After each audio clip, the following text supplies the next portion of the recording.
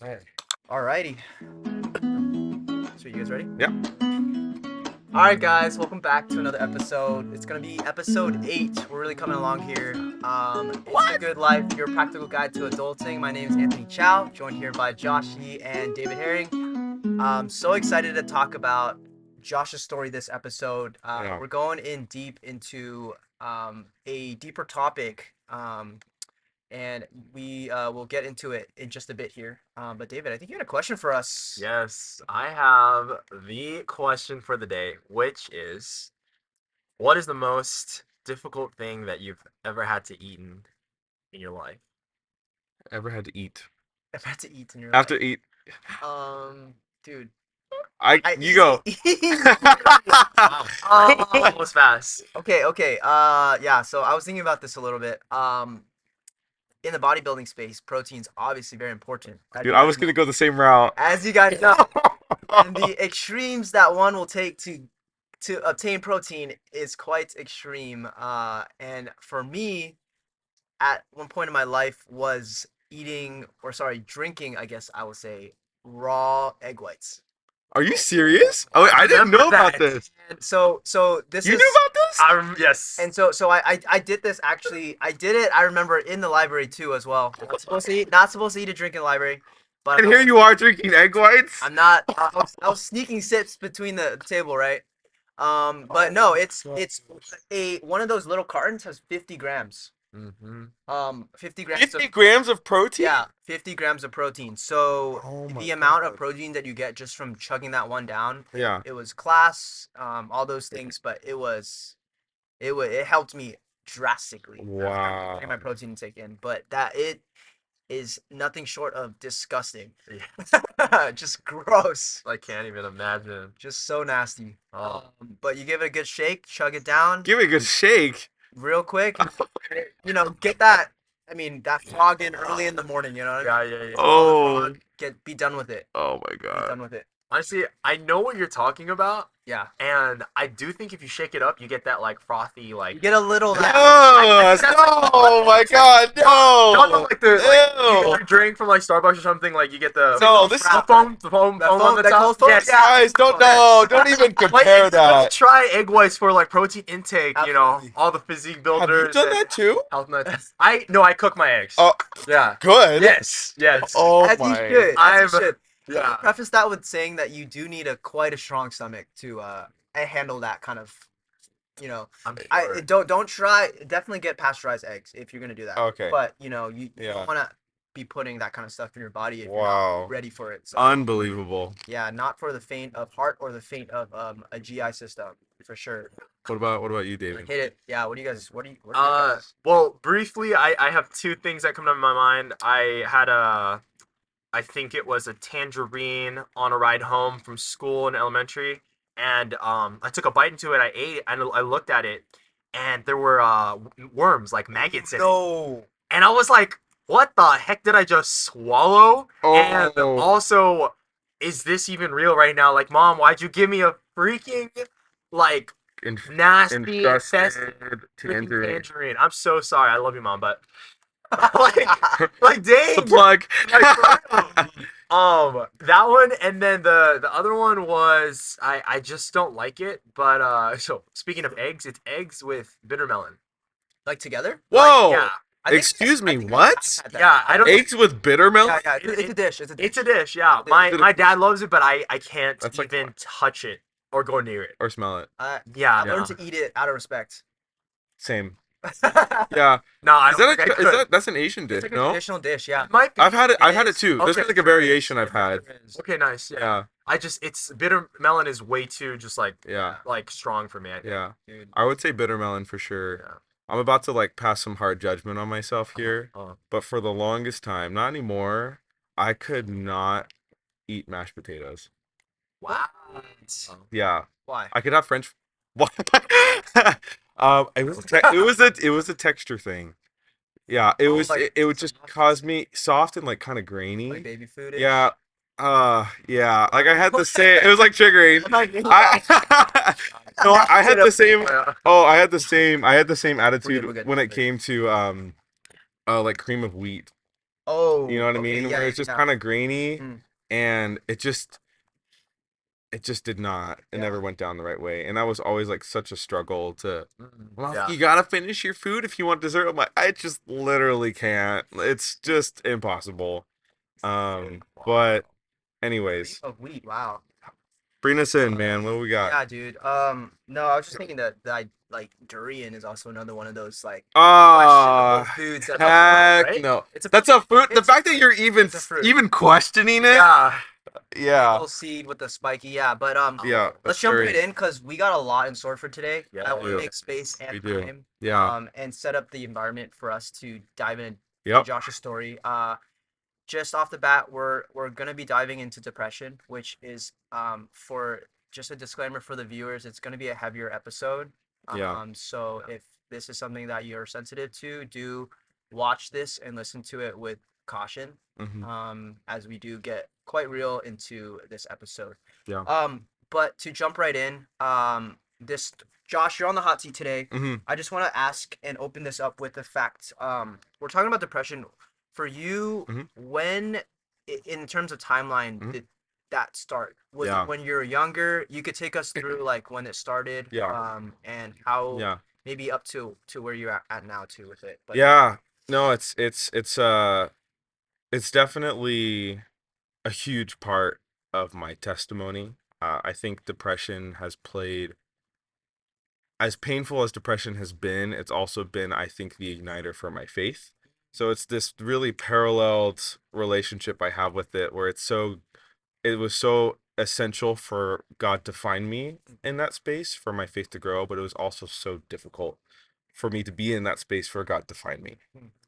Um, so yeah, depression, I think, just to sort of preface more generally, uh, I've found that it sometimes is hard for people to relate to what depression can feel like, just because it really is a subjective experience. And over the years, I've definitely been told, maybe jokingly, maybe seriously, "Oh, I don't understand why you're just so sad all the time." Mm.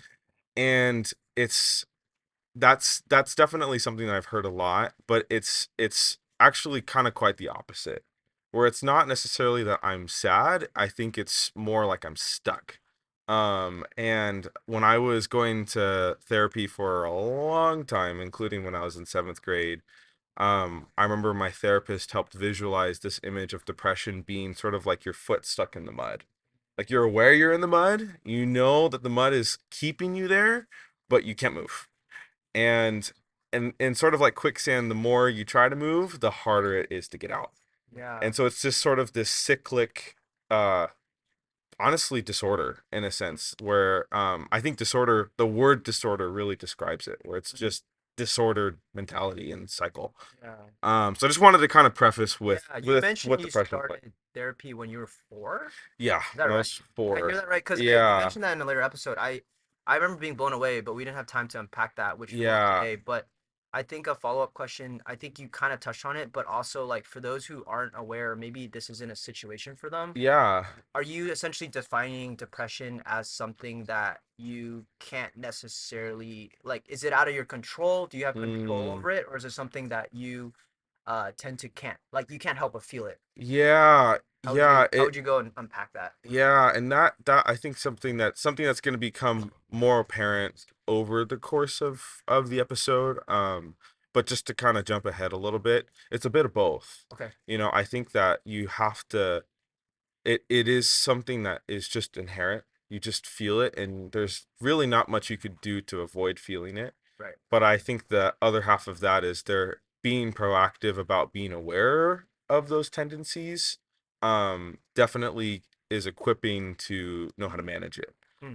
Manage it in the sense of it doesn't ever go away, Hmm. but I know how to work with it, so it's not all consuming, Hmm.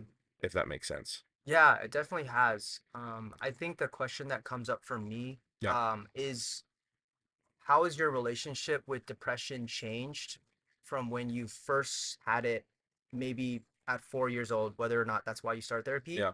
compared to now, Yeah. as you know, like Yeah. early 20s. Yeah. How's that relationship So change? actually, so when I started going to therapy when I was 4, that was because of I actually have Asperger's syndrome, which is like a mild disorder on the autism spectrum.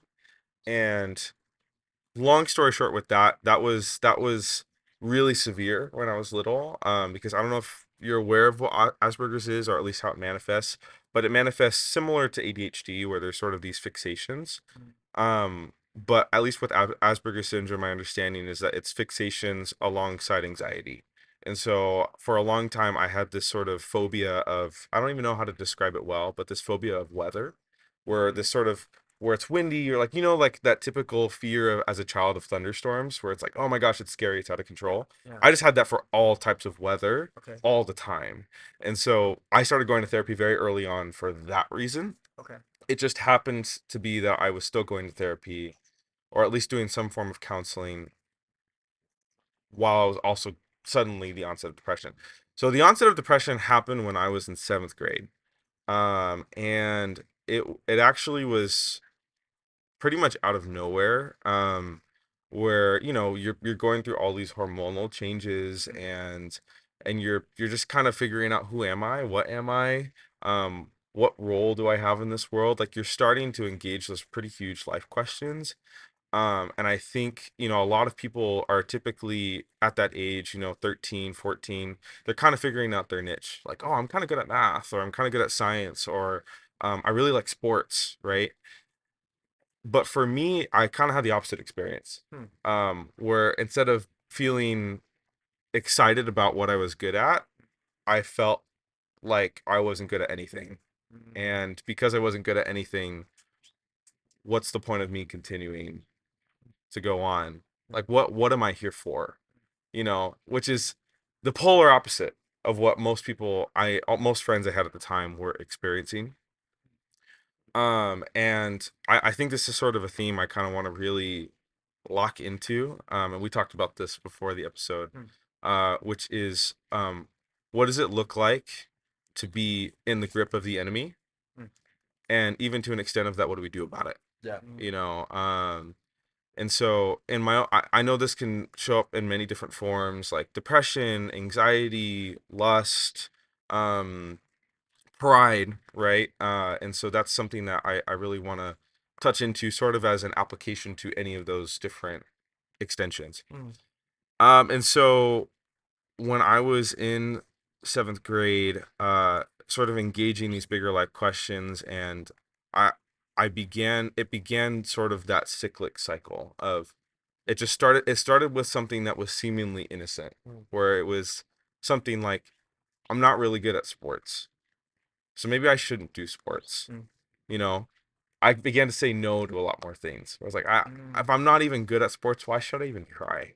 mm. You know, and so then I just wouldn't do sports, or it'd be really hard for me to, because I already convinced myself Yeah. that I wouldn't be valuable in that space. Right. There's like a barrier there. Yes, there was a barrier in that space that I already put up preemptively for myself. And then it moved on to another thing. So then it was like math.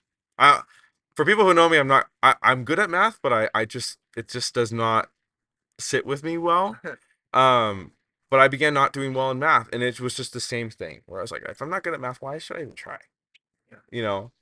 And it sort of, that mindset just began to pervade every single sort of superficial part of my life, like sports and school.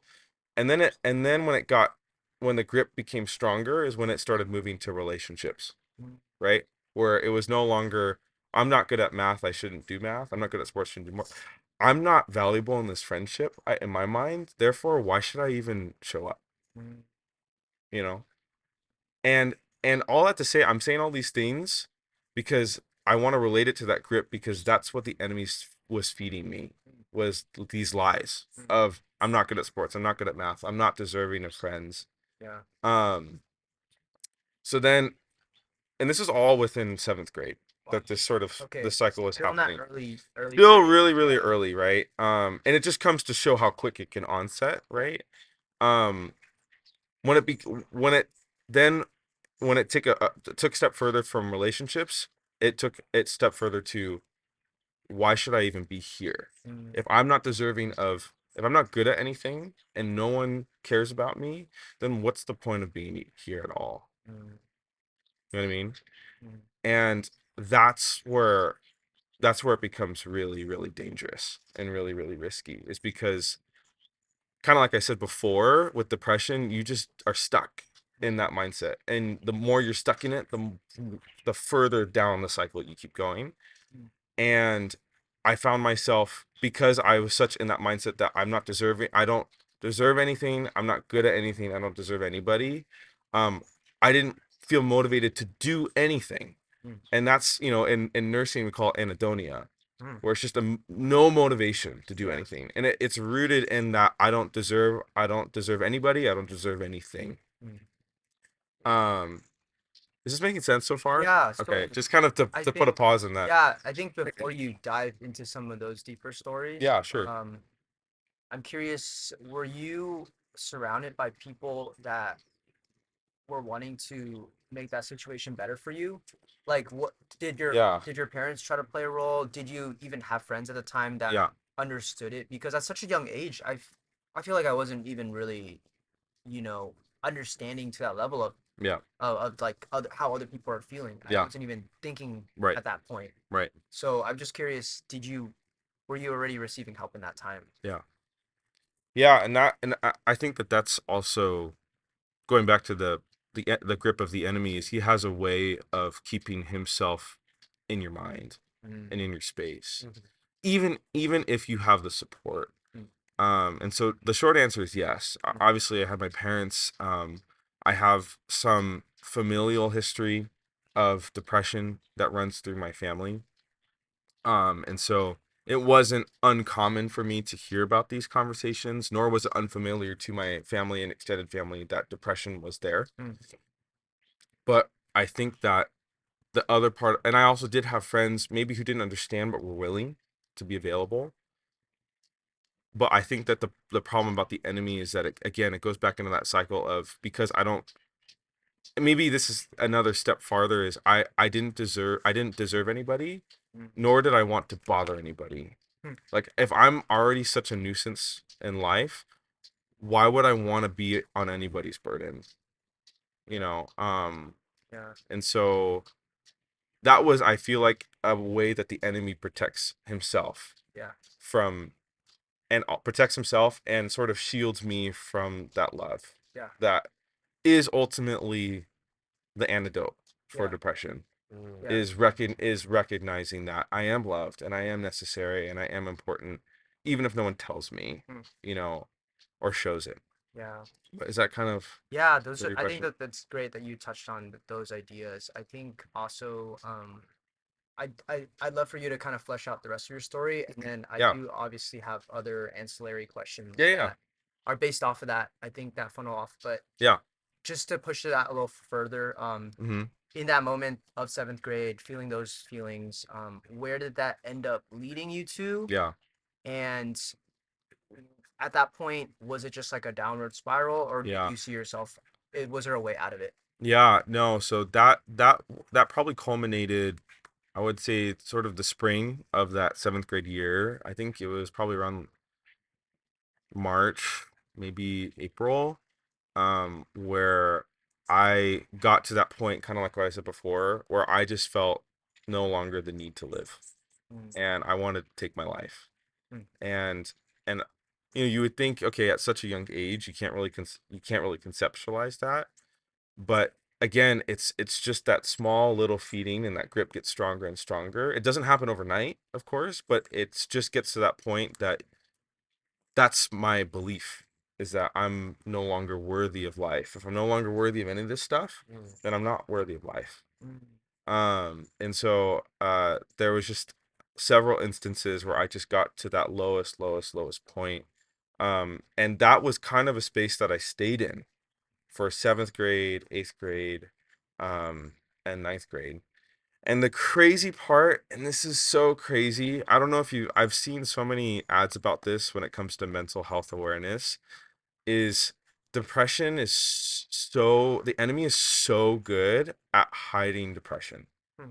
Because if you ask anybody, anybody who knew me at the time, they would have no idea that I was depressed Mm. because I was that happy, extroverted, got things together. I was like the student council president in 8th grade. Oh. But it was so crazy because the polarity of that was I was doing so many things that people would be like, you should be happy.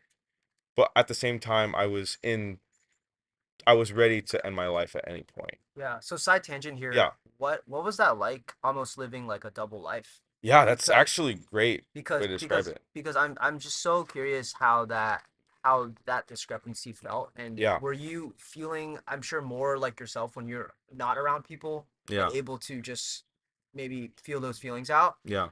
um and like how much of those, maybe the facade that you were putting up, how much was that real in terms of like, Yeah. were you just trying to put on a show for everyone, like, hey, Yeah. jockey, class president, Yeah. you know? Mm-hmm. Yeah. Take me through your thoughts there. Yeah. So, and that definitely culminates in my freshman year. Mm. Is I think the using the phrase double life is actually perfect in describing it because that's really what it was. Is I had this life that it was my facade, Mm. my outside sort of shell, that I was displaying to other people to say I'm good, life is great, I'm happy to be here, I'm gonna uplift you. But really, I think that that was an external expression of an inner cry of like Mm. I need to be uplifted how I want to uplift other people. So I was so good at uplifting other people, and I don't say that out of pride. I just say that out of just objective reality. Mm. Um, but at the same time, I felt like it was came from a place of I really want to be uplifted too. I want to Yeah. be seen. I want to be known. Yeah. And maybe, and I've even talked to other people about this. Maybe in an effort, um, to have that desire, I didn't want anyone else to feel the way I felt. Mm. I didn't want anyone else to feel not seen, not known, not heard. Oh man, here we go. And in an effort to do that, I just did everything I could to uplift other people. Yeah, and that was something that I did 7th grade, 8th grade, obviously like student council and all that stuff, and then going into my freshman year, it was probably at its peak of that double life Yeah. where it's like and it kind of goes back to what we were talking about last episode where it's like you're going into a new life. Like that's what I experienced in high school because I went to a different high school than I did when I was in middle school. Mm. And so it's kind of like a fresh plate. No Mm. one knows who I am. And so I'm going to take this facade to the max where no one's going to even be able to tell that You double down on I it. doubled down on the double life. And I'll get to that like a little bit later on. Double entendre right there. Yeah, I doubled down on the double life. And so much to the point that I was getting burnt out because of how much I was trying to uplift other people. Mm. Um, and so it culminated December of 2016, going into January of 2017. This was like right. I was in winter break Right. between my the fall semester and the spring semester, Uh-huh. and I got to the worst point that I'd ever been with the depression, where I was like, I had a plan. I wrote a suicide note to my family. I was prepared to end my life. I was ready to do it. I had everything set up. I knew exactly how I was going to do it. I was mentally prepared for it. And it came to the night. I think it was a Friday night that I Yeah. came down to like this is going to be it. You had like the means, like everything was there. I had the means. Everything was there. I had a whole plan. My mentality was there. I was ready. I was ready to just be like, all right, sit. And I got to that pivotal moment that I could have killed myself or I could have ended my life. And I remember that. And I really don't say this to be corny or cheesy, but I just started saying the Lord's Prayer over and over and over and over and over and over. And I was still so depressed. I was still so committed to ending my life in that moment, but I was also in the completely opposite way being covered by God. And at that point, my faith really wasn't anything at that point for me. It was something that I had, but it wasn't my own. And so I felt like in that moment, I just got enough peace to pass through that moment where I, I it was also at like 2 a.m. at that point. So I was just so exhausted because I just kept switching back and forth. Should I do it? Should I not? Should I do it? Should I not? And so I fell asleep and I woke up the next morning, and this is a wild turn. And this might seem totally wild because it was, but my legs were paralyzed when I woke up the next morning. Like in bed, you just couldn't move. My legs were completely dead. Wow. And I remember being confused, obviously, because I was like, what is going on? But I literally could not put any weight. I would just fall over. So it was just this sudden physical change that happened after probably the most difficult night of my life at that point. Um, and so long story short with that, um, went to the hospital, got transferred to a higher level of care hospital because they just didn't have the specialist because it was such a rare, weird case. And they basically diagnosed me with conversion disorder, which I don't know if you're familiar with that, but essentially it's a disorder. It's a general disorder that is sort of the backdrop. Like if nothing else, neurological. So they did all these tests on me neurologically, and nothing was wrong. But conversion disorder is basically this idea of an emotional mental trauma causes a physical ailment. Wow. And so in essence, my body, in an effort to defend itself, shut down my legs to say you need to stop. Like you need to literally take a pause. Holy cow. And we got to figure this out. Yeah. And so yeah, that's like that biggest moment there. I don't know if you have something to input there, or you, David, too, or if you want me just to keep going, I could just keep. David, do you have? I could tell you're just chewing on it. Yeah. I thought of one question. Yeah. And I think it's very important.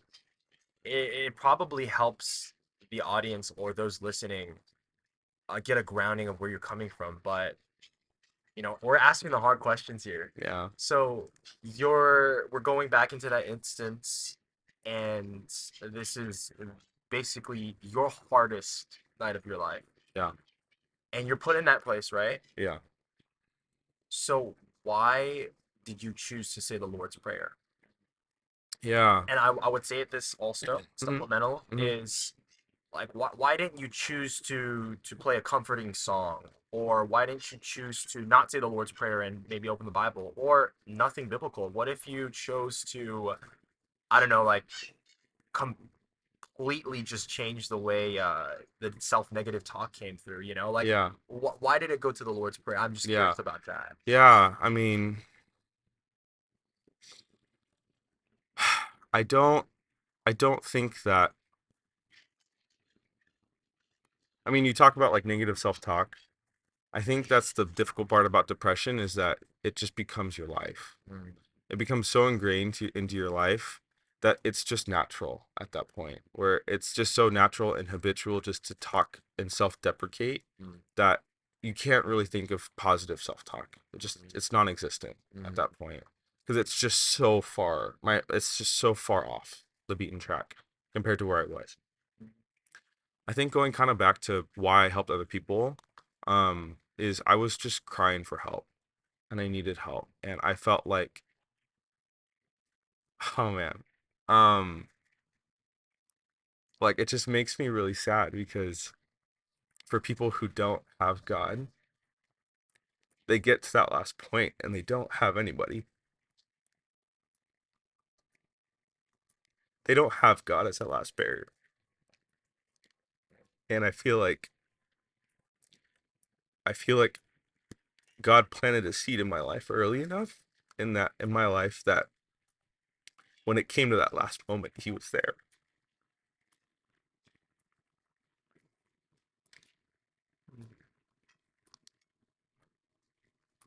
It's heavy. Yeah, it is. But I feel like that was where God met me, was like that was the only prayer that I really knew by heart. And I remember probably the most definitive part of that prayer for me was deliver me from evil, because that's all I felt, was just surrounded by evil in the form of these thoughts. And I'm just so glad that like God met me at the last point. Um yeah, no, it's really hard to talk about, but Dude, thank you for sharing that. yeah. I think it's very brave of you to also be able to open up in that way. Yeah. And I'm sure people also listening to this, someone out there absolutely will resonate with that. And I'm sure there's also in that moment, I would I would assume also some fear of what it looks like for you to also like no longer have a life on this planet. Yeah. Yeah. Um, because I think it's more so, and we touched on this in last episode, it's more so, it's more than just, I'm just taking my own life and it's not affecting anyone else, but it's also not sure if this was going through your head too of like, how's this gonna affect my mom? How, what is it like for my my siblings to wake up to me like this? Yeah. What kind of effect would that have on their life? Yeah. And I'm not sure if they know the story. I'm sure they will now, even if Yeah. they don't. But Yeah. I think that there had to have been some type of just fear in that Yeah. process as well, right? Yeah. No, I mean, I think it just all goes back to just the lies that were fed to me. Mm, And it's just it's awful because, but I'm being real about it. It's like you just even get to the point that you don't think anyone will care. mm, Even the people who you know for a fact do. mm, You just you convince yourself to the point that yeah, they won't care if I'm gone. And I'm sure for people who are listening who deal with depression, they'll know what I mean when I say that. mm, Because that ultimately, when you start saying stuff like that and believing it, mm, that's when you're in a really that's when we're in a bad place. mm. So kind of just to kind of jump into where God met me from there. Yeah. Um, basically, I started going to really really intensive therapy. Just because the conversion disorder was rooted in it was rooted in the fact of my mental ailment caused a physical ailment, and so if you address the mental ailment, it'll address the physical ailment. That was sort of the treatment mentality, and so I started going to like really intensive therapy.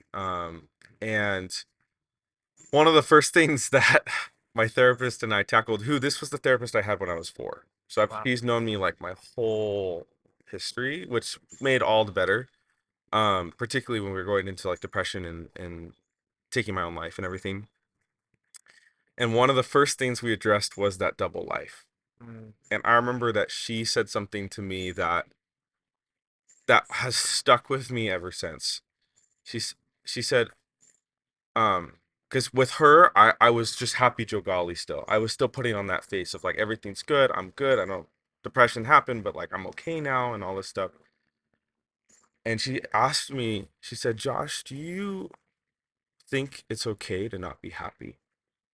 mm. And I remember my instinct response was, I'm always happy. That's what you told her. That's what I told her. Mm, And from that point on, she really pressed into me the idea that being happy is not something that is all the time. mm, Like, and we sort of started talking about this idea of joy in comparison to being happy, where joy is a state of being, while being happy is a posture that you could put yourself in. And what I mean by that is that there are seasons of life where you'll be happy, but there's also seasons of life where you'll be sad. But but above and under all of that, you can be joyful. mm. Um, So to go into that a little more, sure. is it possible to, and this is a general question that I have, is it possible for you to remain happy in a difficult situation? Or would you rather use the word joyful? I think joyful. Okay. Yeah, because you know, like for example, like when my grandpa passed away a couple of years ago, he when he passed away, I can confidently say through that entire experience I was joyful. Hmm. And that might sound odd, but if you really think about it, I was joyful that he was with the Lord. Mm. And I was joyful that I could live and experience a life with him. Mm. Um for whatever how long that was. And you can apply that to anything. Mm. Not to necessarily say that joy is easy, because I think joy is hard. I think Yeah. joy is a choice. Mm. And it's also, again, sort of a state of being that you have to build. Um, but absolutely, it could be a place where you can be in hard times Mm. as well as great times. Mm. Um, Yeah. so sort of to extend kind of to where I am now Yeah. is that at the same time that I was going through all that really intensive therapy, my faith just exploded. Mm. Where like if God can rescue me from literally preparing to end my life, um, where can he take me above this? And the answer is everywhere. Mm. Everywhere and anything. Mm. And from that place, I just found a love for Jesus that is still with me today. Um, and that sort of love for Jesus, I don't want to say it cured my depression, Mm. but it sort of gave me the ultimate safety net Mm. under it. Mm. And so there were seasons of time throughout the years. That was, oh my gosh, that was nearly 9 years ago now. There were seasons of time where I had moments like when my grandpa passed away, or when I didn't get into nursing school, or when I was having relationship issues, where those thoughts, that cycle would almost start again, but God would rescue me. Mm. Right. And he would kind of undercut those things and say, no, we're not even going to keep going there. We're going to stop there. Or I began to believe the truths that God spoke over my life, so much so that the moment the enemy said, you know what, you're not good at school, or your friends don't care about you. I'd be like, no, no, my friends do care about me. And you've already spoken that over me. Mm. You know? That's good. And so it's like every time the enemy tried to feed me a lie, Yeah. God met it with a truth. Mm. And so kind of coming into where I am currently, and I think this will be something we'll get into in a future episode, is just my life has flipped on its head in the past 2 years or so, just for a variety of different things in terms of career, in terms of a relationship, in terms of family and life choices. And there's been so many seasons and elements of these different seasons where depression could have gotten me so good. Yeah. Could have gotten me, could have probably put me in a place worse than when I was in high school in that freshman year moment. Um, but I'm so in depth with my relationship with Jesus. Not in a sense of like in a sense of pride, but just in a sense of spiritual maturity, Mm. that the enemy can shoot his shot, but it doesn't even budge me anymore. Right. Right. Even in the worst of seasons where depression there's an opening and the enemy's like, oh my gosh, I can get him right now. But God is right there. Yeah. He's waiting at the front door where the enemy's waiting too. Right. Um, Mm. and so yeah, that's sort of to where I am now. It's still, I don't want to discount the fact that depression is still there, Mm. kind of like I was saying at the very beginning. However, I do want to say that with God, depression doesn't have any reins on me anymore, like it did when I was Mm. younger. So Yeah. I think a question that I have for you currently in your life right Yeah. now, do you still feel like there's moments where you're living the double life? And maybe if Yeah. you are, how do you catch yourself and what do you do in those moments? Do you continue to to double down on that double life like you Yeah. did earlier in your past? Yeah. Or is there a different approach that you take having those experiences that you have now? That's such a good one, man. I think you've probably experienced this firsthand, actually. Okay. Um, unless you don't remember, which is totally fair. Um,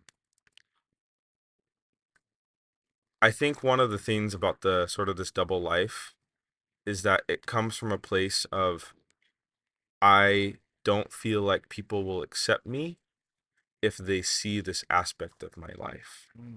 That if they see this really vulnerable, often depressed individual, they're gonna be like, it's too much. I don't think I could help you with that. And even more as an extension of that, which has happened in the past for valid reasons, I don't want to be, this is too burdensome for me. I can't take this on with you. So I think that it's sort of a two-parter. I think the first thing is to recognize that this is heavy stuff, and not no one except God has the capacity to bear it completely, right? And that goes for obviously a lot of things too. You could fit a lot of things into that equation. But with depression, it's like no one except God has the capacity to carry that burden completely and fully. Amen. The second part of that is with that in mind, there's also knowing your people to reach out to. And I would just encourage this for anyone who is dealing with depression or is maybe dealing with this and not realizing it. Is just I do this out of habit and out of habit in a good way. Like I've built this is I will reach out to people and say, hey, I don't mean to bother you, which I'm probably not, but I just say that because it's my depression speaking. But I am going through a really hard time right now. And I just want to reach out to you to let you know that out of habit, I will isolate myself. But I want you to reach out to me. Yeah. You do that. Yeah. I've done that. Yeah, you for sure do that. Right? Yeah. And it's I think I phrase it in a way that says I'm okay right now. Yeah. But if you find yourself not hearing from me, reach out to me. Because that's what and this is I guess another caveat is is that depression is at its strongest when you're isolated. Ooh. The enemy will continue to try to isolate you through these lies so that he can get you by yourself at your most vulnerable. So that he can get you to the point that you say, this is no longer worth it anymore. That's good. Yeah, I notice myself doing that too sometimes when I'm in situations where I'm just really down and I know that I need people in my life. 100%. But at the same time, I push people away. Yeah. And it's like, give me what I'm not asking for almost. Like, it's just, I think it's so also like, maybe in some ways, for lack of a better word, immature, but also like, it's hard for me to ask for help, but like the thing I need is for you to be here, but I don't want to ask for it. I don't know if you resonate with that. No, I completely resonate with that. That's such a hard statement. Yeah. I did have a question that I wanted to just to kind of keep tracking course with everything that we're talking about right now. 100%. Also providing some good affirmations and for the audience to understand more concretely. My question is, some of the negative self-talks that you go through and process in thought. Yeah. What are you mentioned the truths that God put on your heart? Yeah. Like, could you speak to life right now? What are some of those truths that helped you get through some of your most difficult times? Oh my God. Because we need to hear, I think, that truth. Yeah. Yeah. Oh my gosh, I love this, guys. This is so good. I think this goes for anybody. Yeah. I don't think that this is just for people who are going through depression. Yeah, I think the first thing is that wherever you are in life, whatever mistakes you made up to this point, Jesus died for that version of you. You could make as many mistakes as you want. Not many mistakes as you want, but you could have made as many mistakes from this world's perspective, but Jesus still died for you. Wherever that is. Whether you are late in life or you're early in life, Jesus died for that you. And an extension of that is that because he died for you, he's choosing you to be part of his kingdom and a part of his legacy for this world. Amen. And as a result of that, the extension of that is not only are you worthy and you're valuable, but you have purpose. That God placed you here as long or as short as he intends to for his glory.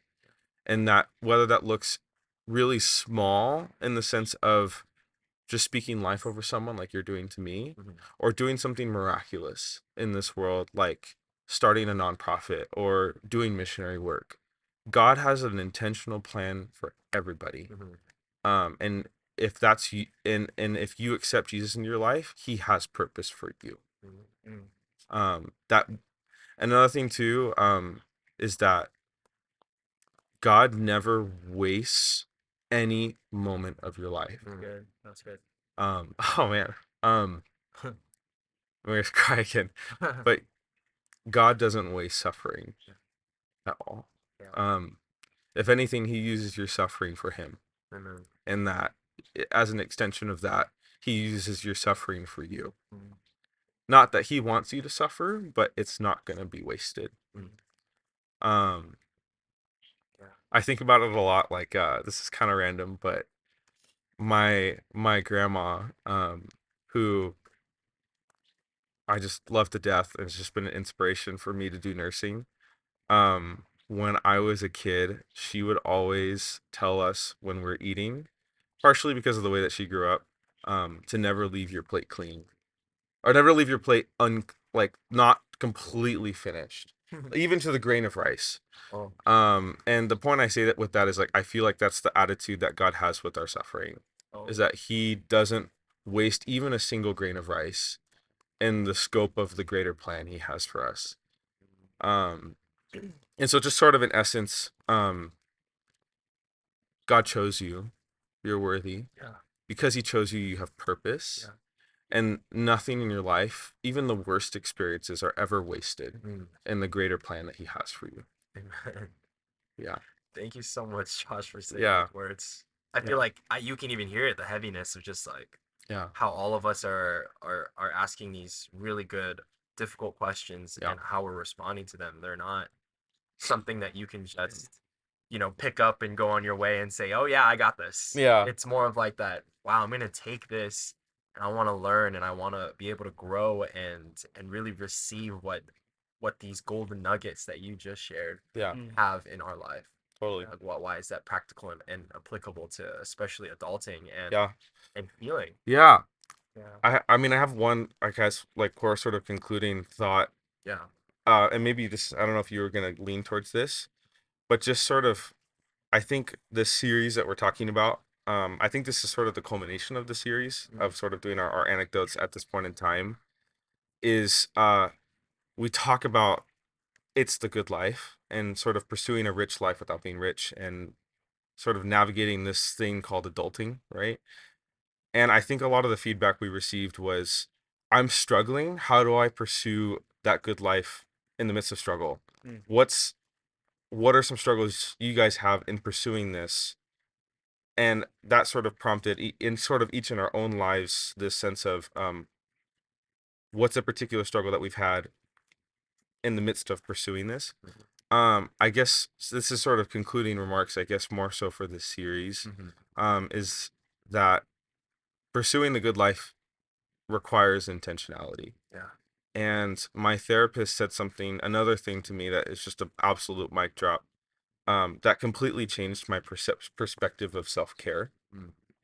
Where when we are trying to take care of ourselves, pursuing the good life, right? Um, there is absolutely nothing selfish about that. And the world might tell you, oh, like, you're only taking care of yourself and this and right. She used this word, I don't even know if it's an actual phrase, but she said, you're being self-full, Mm. right?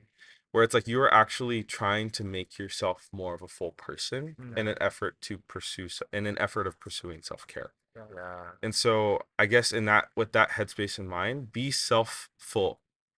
Look out for yourself, look for your needs, and find your people who can not only elevate that desire, but partner with you and keep you accountable on that. Yeah. Um, That's good. like these people, like we have here. But Yeah. that's just kind of a concluding remark.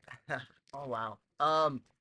So many good things here. I do want to round off with a few questions. I love that we bring up this idea of, like, I think it's so biblical, like, you know, God's power is made perfect in our weakness. Yeah. And you touched on this point of the fact that we talk about this good life, But a good life isn't absent of struggles and difficulties and these challenges that we're going through. Yeah. If anything, a good life is a life amidst challenges and out of challenges that you grow out of, have this good life. Yeah.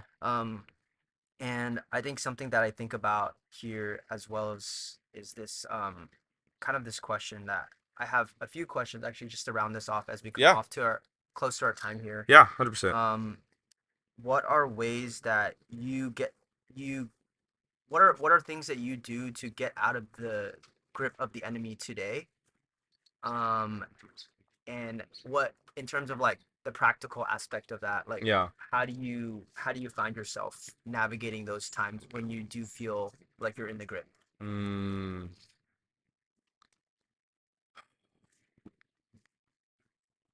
Yeah, I heard this in a sermon at church, and he talked about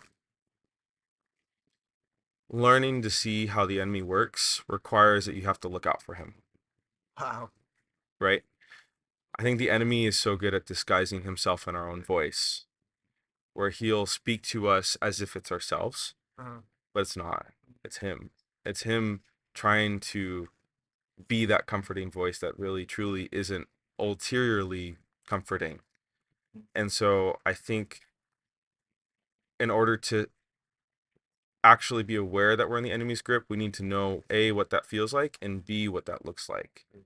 And so that's going to look different for everybody, right? You know, because again, I talked about those sort of core sins of pride and lust and depression and anxiety and all those, not sins in a sense of that, but like the ways that the enemy can grip us, right? And so whatever that looks like for you, like for me, I know when I start hearing those thoughts of you're not enough, you're not valuable, that's the enemy lying. And I'm so keenly aware that that's what the enemy is doing, that, and that's how he gets to me, that it's just instantaneous that I can be aware of. I'm like, oh, nope, I feel the grip getting a little bit tighter here. I need to reevaluate, step back, find my community, know my people, build those, lean into those habits that I have, lean into the Lord. I also deal with anxiety, which is a whole different episode. But anxiety is sort of the same way, where it's like I am no longer going to be valuable if I don't pass this exam, or I don't feel like I'm anxious anticipating this thing that really shouldn't be making me anxious. It's just knowing, no, being, trying to be as keenly aware and prayerful about how the enemy gets into your space. And maybe even, I guess, a last step to that is also knowing your openings, right? What are ways that you keep your window slightly open? You know, is that being on your phone all the time? Is that social media? Which is a whole, that's episode 5, right? Like, is that phone usage? Is that who you surround yourself with? Are you surrounding yourself with people that give you openings for the enemy to sneak into your house, right? Obviously that could just be a whole length of different things, but yeah, just look out for the enemy, because he's coming for you. He's coming for you all the time, and the closer you are to God, the greater the shadow is. Wow. You know. So or in some my friends' words, the bigger the target on your back is, because you are more for his glory, and because you're more for his glory, you're gonna have more influence for God over other people. He's like, I got to take that person down, so I'm gonna really go after them. And so be aware of the enemy. He's coming after you. Wow. That's wow. I'm gonna leave that. Yeah, I want to leave that where it's at. I do. Another question I have for you is, you mentioned in that moment of almost taking your life. You mentioned these words, and it's still lingering in my head right now. You said just enough peace. Just enough peace. And I think to turn that into a question, I'm not even sure if you were aware of the language you used, but just enough peace. For me, I remember my pastor giving me this analogy of like driving a car and in complete darkness, and you have your headlights, and your headlights only show you maybe the next 20 feet in front of you. Right. But that 20 feet in front of you is enough to get you from anywhere you need to go, from where you are now to get you home. Right. Wow. And so bringing this home right now,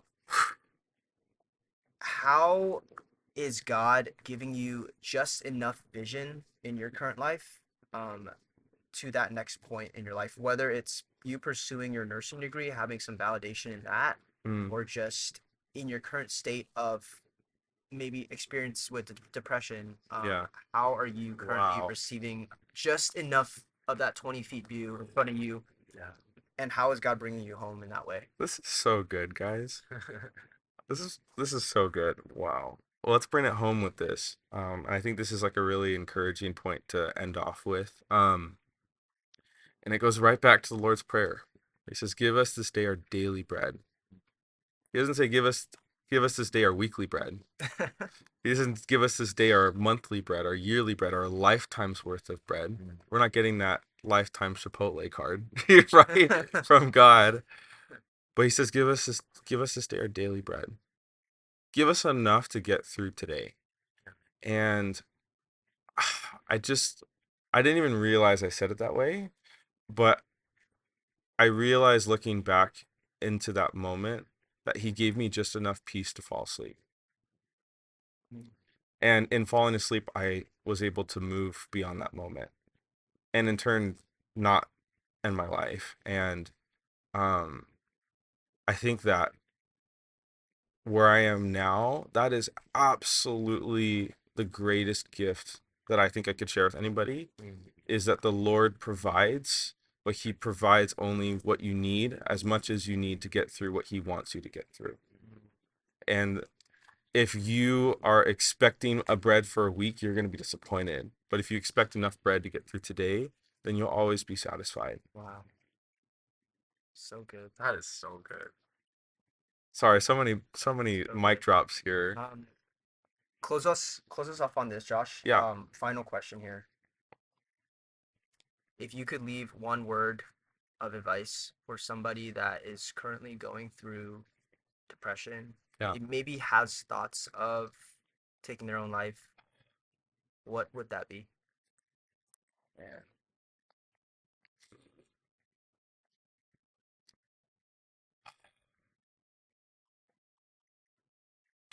If you're in that space where you are feeling depressed, or you're in a place of your life where you are in this, you're at the enemy's got you gripped at the strongest, where you are just suffocating and you have nothing left to give or to receive. Um,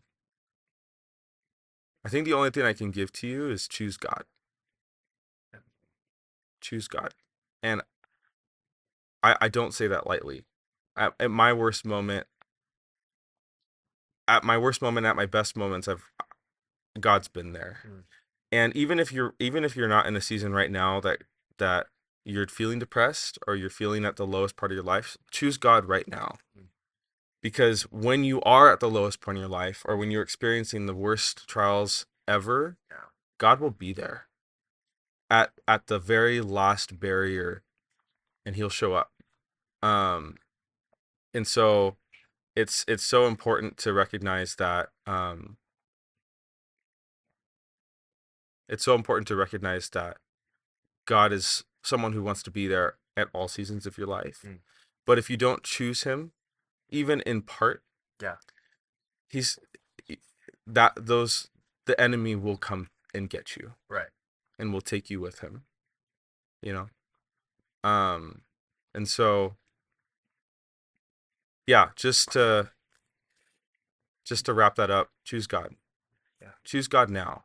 And I want that to be urgent. Right. Don't choose God when you're ready. Like, choose God now. And when the time comes, he's going to show up in ways that you can't even possibly fathom or imagine. If I could tell the Josh of 7th grade where I am now, there's no way he'd believe me. Yeah. And I'm sure that could be said for all of us in our own lives, right? But I think that started with that small, simple, okay, God, I'll trust you. I'll trust you with letting me sleep in that there's going to be a tomorrow, and you're going to provide tomorrow just like you'll provide the next day and the next day and the next day until your plans for me on this earth are done. Yeah. So good. Why don't you close us off? Oh man. Oh, Lord, you are such a provider.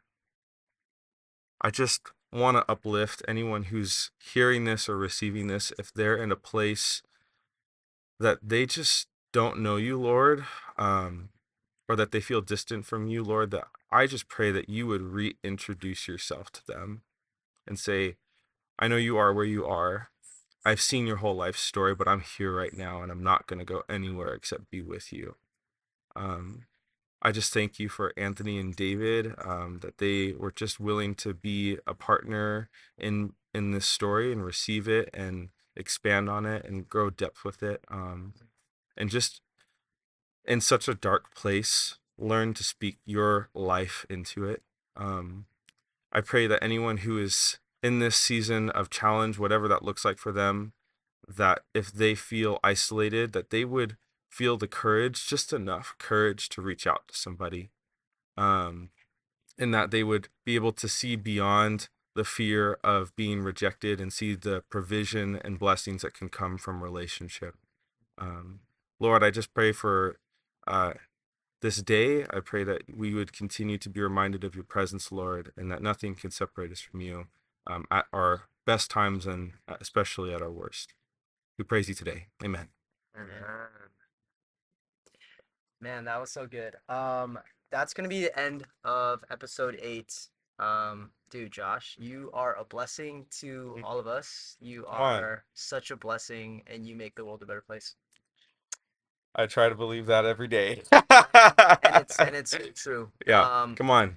But thank you guys for tuning in to another episode. What are we talking about next week? So tune in for next week. We are, and this is actually very related to this testimony. We're going to be talking about serving while suffering, which is exactly what brought me closer to the Lord, but also brought me from the valley of depression. And so tune in next time for that one. There you have it. That's episode 8, guys. It's the good life, your practical guide to adulting. See you guys in the next one. Right. Yeah. Whoop. Let's go.